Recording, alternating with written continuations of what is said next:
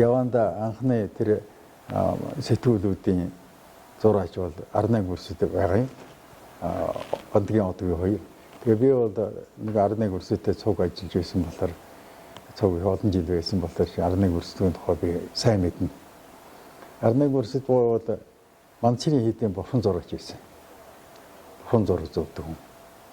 Тэгээ тэр Манцрын хийдийн чинь татан буулгаад лам нарын бүгдийн шоронд хийгээд тэгээ шоронд хийгээ бараг буудсан ч юм хайшиж тэгсэн байгаа. Тэгээд нөгөө байшин барилгаа тэр нөгөө дугуун сүмүүдийн харин үлдээсэн байгаа. Тэр дундаа тэр хүн үдээ. Тэгээд лам нарын бүгдийн алхын наадаад юу тэр лам нарын чинь шоронд хийхин шоронд хийгээд 10 жилээ таслаад тэгээд тэр дундаас нөгөө насан төрөөгүй пандемик байхгүй юу. Тэгээ Арнай гүрс чинь бол нэг том насан дараа хүрээгүй байсан байна. Тэгээд яах вэ гэхээр тийм насан дараа хүрээгүй тэр пандемик болоод сэрэх татахгүй юу. Тэгээд сэрэх татаад тэгээд энд хотод аваад ирсэн. Тэгээд цэргийн одоо нэг эхлээд нэг карантин байдаг шүү дээ. Одоо карантин хийдэг. Тэрэнд байж байсан чи байсан шүн болгон нахан ямны юмнууд чинь дахиж очиод шүн мөс болгоо унтаж явах хооронд чинь гинтхэн сэрээгээд тэгэл босчихгээд тэгэл чи энэ Манцрын хийдийн эсэргүүнүүдээс ямар даалгавартай чи ийсэн бэ. Тэгээд дээрээс шүнжиг унтуулдаг.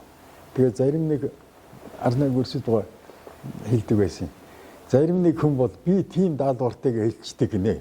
Тэгээд нөгөө унтлахын тулд аяахын ихэнд нөгөө нойроо харамлаад тэгээд хэлдэг юм байна л дээ.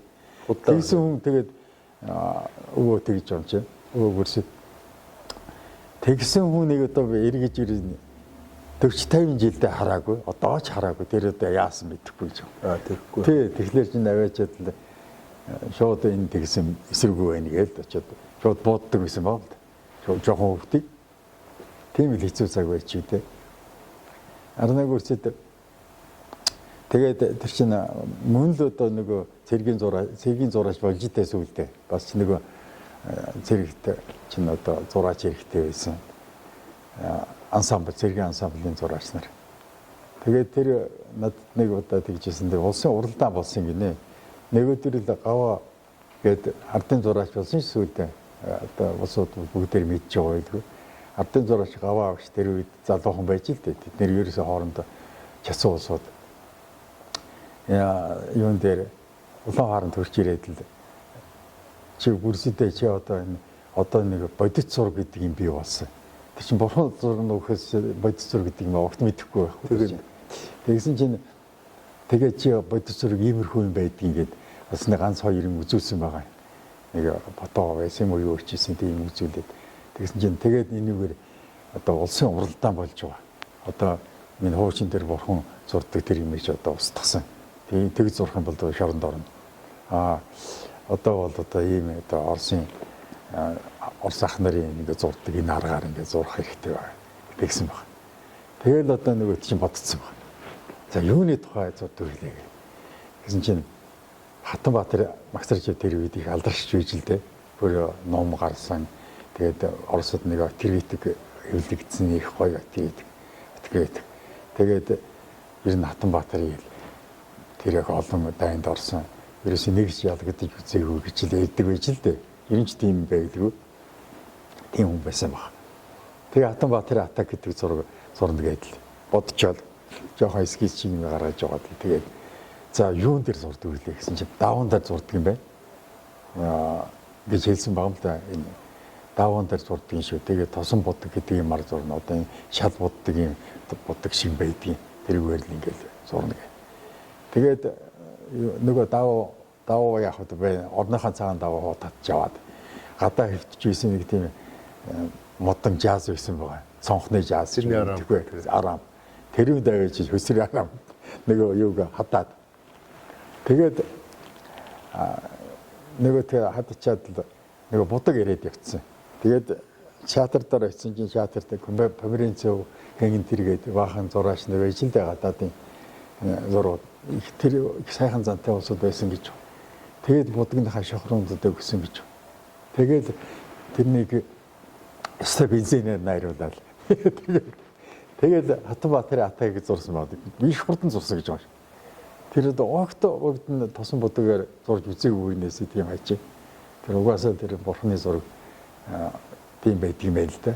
Тэгээ би тэр чинь 18 бүрсдийн үзэглэн гаргасан шүү дээ. Тий. Тэгэхэд тэр зургийг би тавиагүй.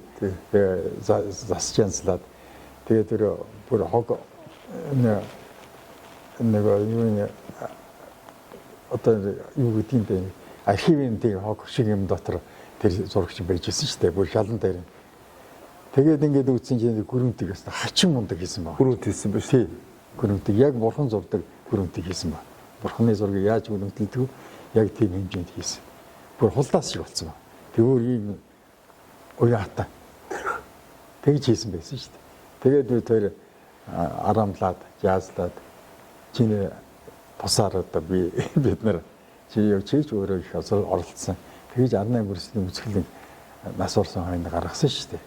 Тэр бол бас түүхэн явдлын байгаа. Гүрсийн дунд зургууд нь хуучин хоркотой сэтгүүд их гардаг байсан шүү дээ. Тий, хоркотой сэтгүүд дээр чинь лам зураач гээд. Тий. Лам зураач нэг тий тэгсэн.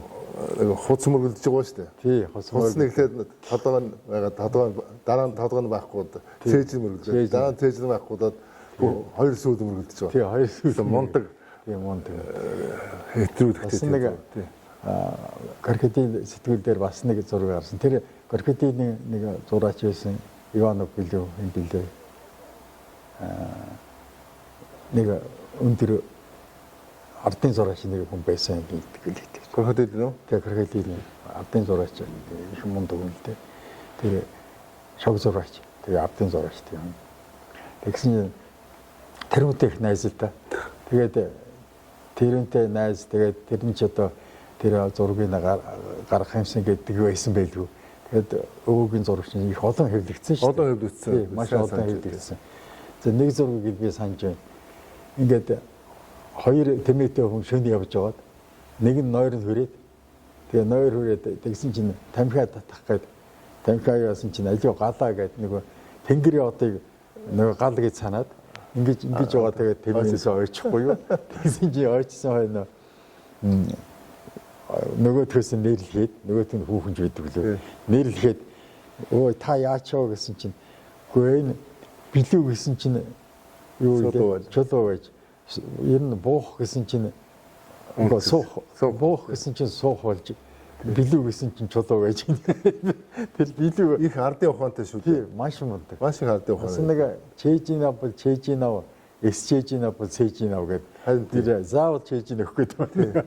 Хоёр хүн ингээд маха дундуур нь хуваахгүй. Тэгээ дундуур нь хуваацсан чинь нэг нь бүксээ авах уу, нэг нь цэжин авах уу гэсэн чинь чэжинаа бол чэжинаа, эсчэжинаа бол чэжинаа гэж нэг. Заавал чэжин өгөх гэдэг. Тэгээ их гоё яа. Энэ одоо өлсөдгөө их гоё зургууд энийг харуул да. Яа, ястай мунд. Энийг ер нь хуулж авах юм байгаа үстэй тийм. Энэ дүр мөр интервью ястай маш мундаг шүү. Жинхэнэ Монгол дүр. Тий. Монгол хүний дүрийг заахтай шүү дээ. Тэр бурхан зургуулах сайн зурдаг байсан гэсэн. Тэгээд 18 бүрслийг үргэлжлүүлээд ярихад тэгээд цэрэгт тэгээд нөгөө зургаа зураад Хатанбаатар атааг зураад тэгээд үзэсгэлэнд оролцсон чинь тэрүүн байруудын нэгэнд орцсон тэгсэн тий. Хоёр дугаар зэргийн улсын 2 дугаар зэргийн зураач гэсэн тийм цол олгоод тэгээд 800 цаасаар шагнасан баг. Тэгсэн тэр үед 800 цаас гэдэг чинь бүр барагдах эцэг мөнгө байжээ. Тэр маш их мөнгө байсан гэж. Тэгээд өөрөө тэгж байна. Би тэр үед нөгөө юуны цэргийн ансамблийн охтуудад бүгд нь ингээд чихэр тарааж өгсөн гэсэн. Тэгэхгүй яа. 5 цаасаар чихэр авсан гэж. Тэгээ бүгд нь тарааж өгсөн байгаа. Гэхдээ тэр их мөнгө байсан шүү. Өндөр хошоон дээр байсан бүр хинч авахгүй байсан. Дараахан политаг 400 цаасаар би худалдаад авсан. Тэрний чи олон жил болсон гэж байгаа. Хинч дийлж авчиад байгаа. Тэрнийг авцсан. Тэгээд юун дээр утлан дээр Монгол утлан дээр нэг политаг. Тийм зураг байгаа тийм. Политаг гэсэн. Тэгээ